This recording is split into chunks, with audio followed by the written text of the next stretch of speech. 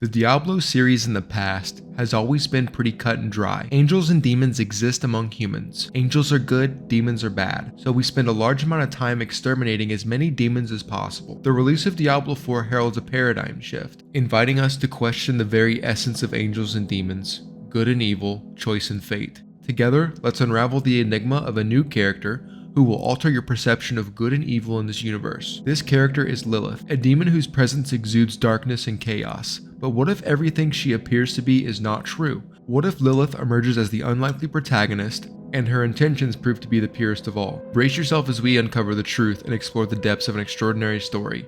This is why Lilith did nothing wrong.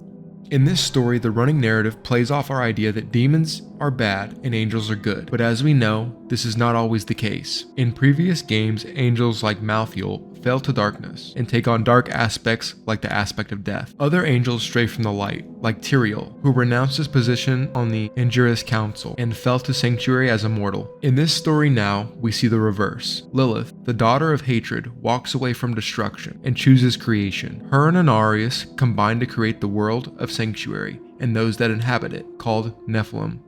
These Nephilim, born of both angel and demon, are graced with the potential to resist the evil of hell and to defy the dominion of the high heavens alike. They are born with freedom of choice, and while Anarius hates the Nephilim and sees them as a sign of the mistakes he has made in their creation, Lilith loves them as children and has fought for their freedom multiple times in the past. At the current time, Lilith has returned. We, the player character, meet Lorith, one of the last followers of Haradrim. The Haradrim was an order that was created to protect the fate of mortals that inhabited Sanctuary. They are guided by the light and have historical allegiance with the angels. Due to this allegiance, he immediately assumes Lilith's intentions are no good because she is a demon, but he admits that he is not sure what those intentions are. What does she want? That's the question. The first atrocity we witness is of Lilith's return. It takes place in a church during a sermon, but not just any sermon. The priest is shunning the residents, stating that Our Father has granted you a path to salvation. His word choice is interesting. The Father granted you a path. A path often signifies a route that one should not deviate from. We can think about this as a lack of choice, as paths are generally linear. He follows on by saying, And yet you stray from it. Which means that these people do not want to follow the path. They value choice. They are seeking opportunities to fulfill their wants and desires. Lilith then shows herself. Sin is their birthright. While at first glance, we might interpret this as Lilith advocating for sin, which she does, but it goes beyond that. Because when we understand her past and these mortals' origins as being birthed from angels and demons, we can understand she is actually advocating for their ability to choose light or darkness. She is advocating for their freedom of choice. She goes on to confirm this by following with, Salvation lies not in the light, but in you. Before the scene divulges into chaos, the priest screams. Resist! Resist her temptation! However, what the priest fails to see is that Lilith doesn't control the actions of these people. Her goal is quite the opposite. She is the advocate for total freedom and personal choice, and for these people to be beautiful in both darkness and light. These individuals, however, choose to go fully into the darkness. The next atrocity we witness is that of the scholar Nyrel and her mother Venard. Venard encounters Lilith while searching for ruins in a mine shaft. It turns out the ruins that Venard is looking for are the same ruins that Lilith's son, Rathma, is being held captive in. Lilith offers Venard knowledge in exchange for her aid in reaching the tomb of Rathma. You hunger for knowledge. You dragged your child all over Sanctuary in pursuit of it. No, Is that what you want to believe? Deeper into the search for the tomb of Rathma, Venard becomes hesitant and considers turning back to find Nyrel, who she left at the entrance of the cave. Lilith does not force her to stay, and again offers her a choice. You miss your daughter. my magpie. She's scared right now. She must be. Go or stay. It is time to choose. However, Venard would choose to stay with Lilith, making her own choice to pursue knowledge over her child's security. She goes on to help Lilith by performing a ritual to help her access Rathma's tomb, and Lilith grants Venard the knowledge she has been seeking. Once the player and Nyrel finally catch up with Venard, it seems the knowledge she has been granted has driven her insane. She even attacks her daughter and claims, Trying to lead me away so you can take all this for yourself. we are forced to kill her. Nyrelle sees the death of her mother as an indictment on Lilith. What she doesn't realize, however, is Venard chose her fate. She chose the pursuit of knowledge over her daughter's safety. Venard's death is not a fault of Lilith, but a fault of her insatiable drive for more knowledge. After returning to the tomb in pursuit of Lilith, Nyrelle resurrects her mother, and she confirms, I can't be saved from my own mistakes. Again, Lilith's actions here are misunderstood by characters that don't have all the details of the story. In between atrocities, let's look at a key moment in the story. Rathma is the firstborn necromancer, meaning he is the son of both Lilith and Anarius. When Lilith reaches Rathma's tomb, she finds that Anarius has beaten her to the tomb. It turns out Anarius was looking for the key to hell so that he could enact an ancient prophecy that Anarius thinks is about him. But when Rathma refuses to help Anarius kills him. This signifies the absence of choice when following the light. Anarius is an angel, but levies massive consequences in the form of death when his ends are not met. Lilith, on the other hand, says this upon seeing her dead son. I don't know if you would have chosen to stand beside me in this new world, but I would have saved your place just the same.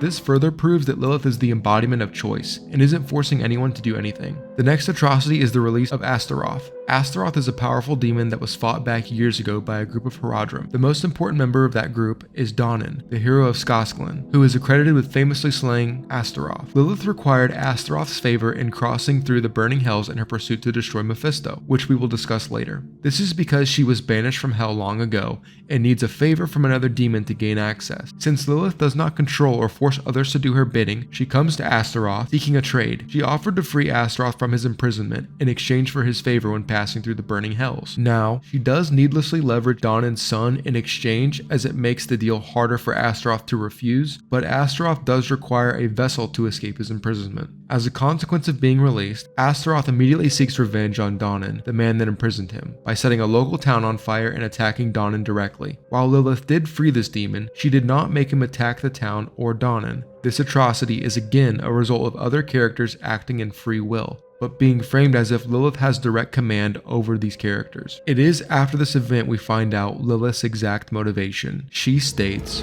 I have not come to save.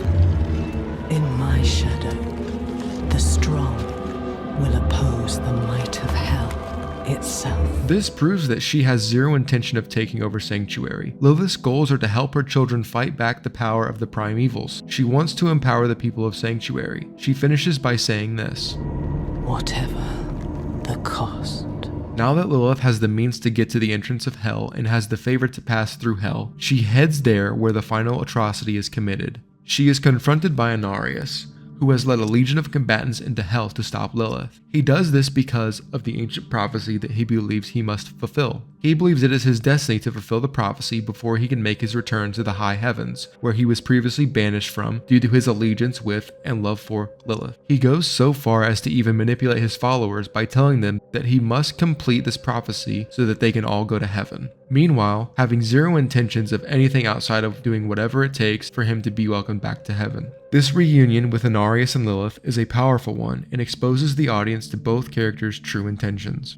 Why, Anarius? What are you truly after?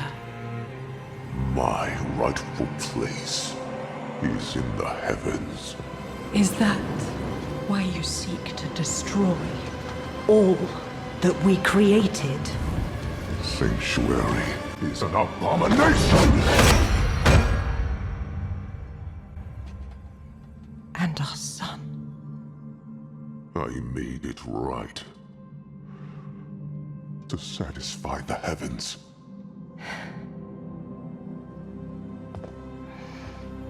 Tell me, did they rejoice? No. They do not want you. It is done. It all ends with you. No. We made a choice. And that they can never forgive.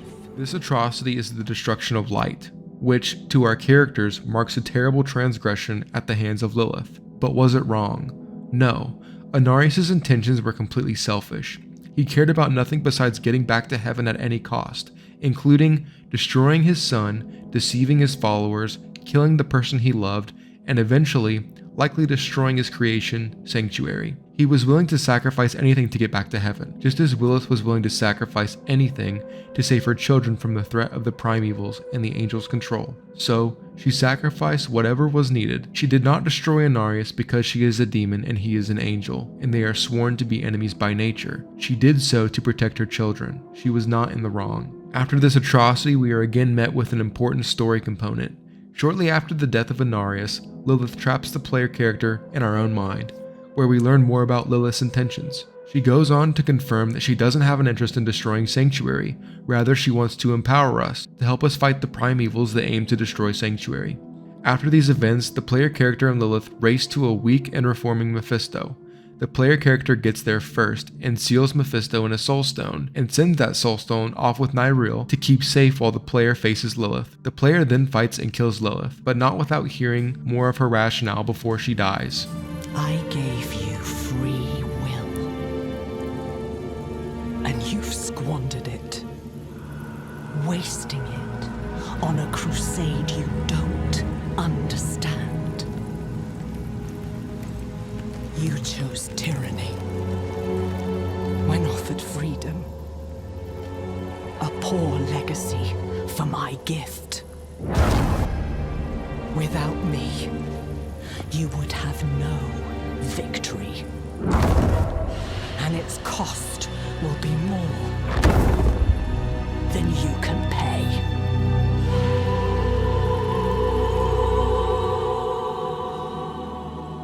This dialogue is the last we hear from Lilith for now, but it ties together everything we have covered here and her true intentions. Lilith's intentions were always to save Sanctuary and those within it, whatever the cost. She is not the force of evil in this story. She stands as a symbol of defiance against a predetermined destiny, an advocate for choice and freedom. The choices she offered we misconstrue for manipulation and corruption, when really it was always the fault of the individual for the negative actions that came at the consequence to their deals with Lilith. While Lilith looked the part of a demon, she stood for our best interests. She wanted Sanctuary to have the power of their birthright, the potential to rise against the evil of hell and to defy the dominion of the high heavens, whatever the choice may be. While Lilith looked the part of an evil demon, her actions said otherwise. Lilith did nothing wrong.